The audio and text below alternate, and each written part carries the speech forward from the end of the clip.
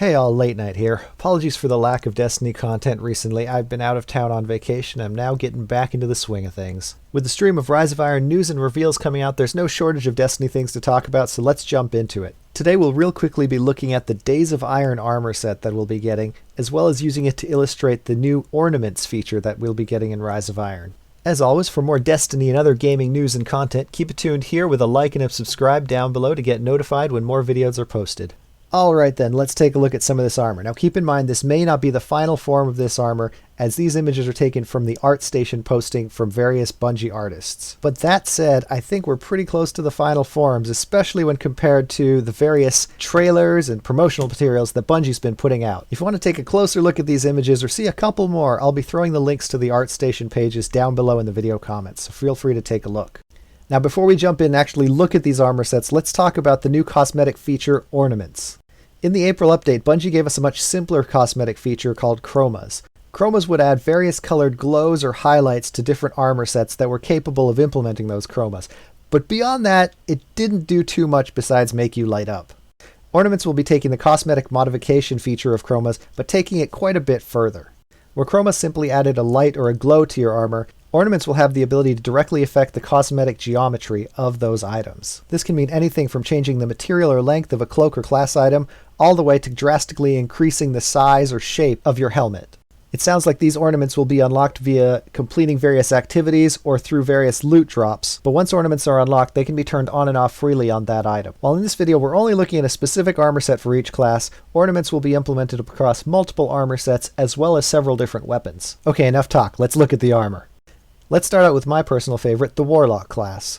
You can see we've got the long flowing robes that are signature for the Warlock armor, and this time we've got in a deep rich crimson. We have the chainmail on the bottom, we've got the tree and the hammer ornamentation throughout on the helmet and the pauldrons, and right there on the chest we've got the large battle axe with the two arms, which has come to be the Rise of Iron logo. I like how looking at this armor with its fur and its heavy fabric, you get the feel that it's made for living up in the northern peaks, up in Fellwinter Peak where we're going to see our new social space and the snow-capped mountains. It just really feels like it fits that area.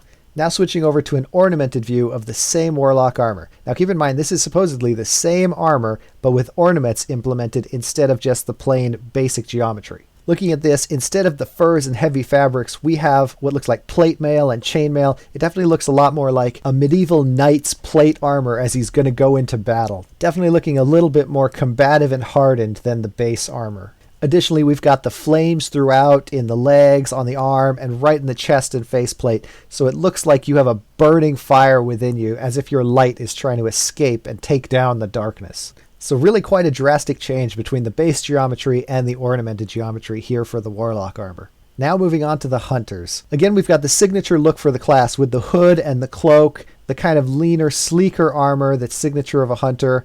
Instead of a knife, it looks like we got a little pickaxe going on in the belt there. But again, that crimson color, those furs, those heavy fabrics that look like cold weather gear for up in the mountains, creating a unified theme with the armor set we saw on the Warlock. Same look, same feel, but definitely fit to the quick moving combat type that you would expect for a hunter. And of course, we've got the battle axe and the white tree, symbols of the Iron Lords just emblazoned right on this armor set. Moving on to the ornamented hunter armor, you can again see a lot of changes that parallel the changes we saw on the Warlock armor. We've again got leathers and plate armor replacing the chainmail and the kind of heavy velvet fabric that we saw previously. The primary color scheme is shifted over from the crimson over to the deep green that we saw in a lot of Iron Banner armor in year 1 and 2. And again, we have that underlying burning fire motif, the inner flame showing off the Guardian's power. Even the Hunter's hood is armored in this set. You can tell it means business. It is ready for combat. Gotta say, a very cool armor set and great ornamentation. And finally, last but not least, moving on to the Titans. On the base armor set, we've got again the furs and the heavy fabrics. We got the deep crimson. But these guys are Titans. They don't wait for the ornamentation. They've got the plate armor right on top of that fur.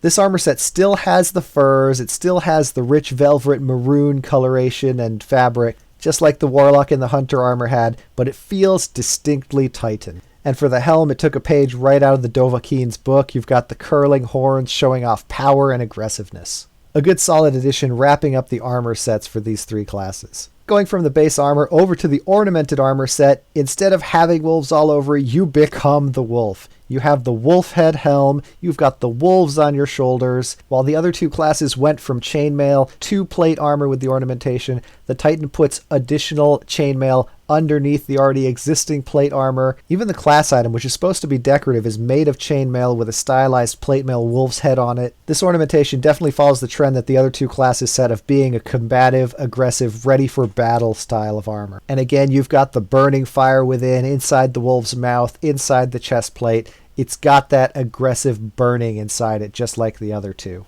I'm a Warlock main, so that armor's definitely going to be my favorite, but the other two classes, they look ready to take on Fellwinter Peak. They're like ready to take on the Splicers and take down Siva. I'm excited for Rise of Iron. These all look great. I can't wait to see what other kinds of ornamentation and armor sets we're going to be getting with this DLC. Come September 20th, I have no doubt we'll see a lot of Guardians becoming legend in their own distinct style and fashion. So what class do you run? Which armor sets are you excited for? Let me know down in the comments and stay tuned here for more Destiny content. And I will catch you next time.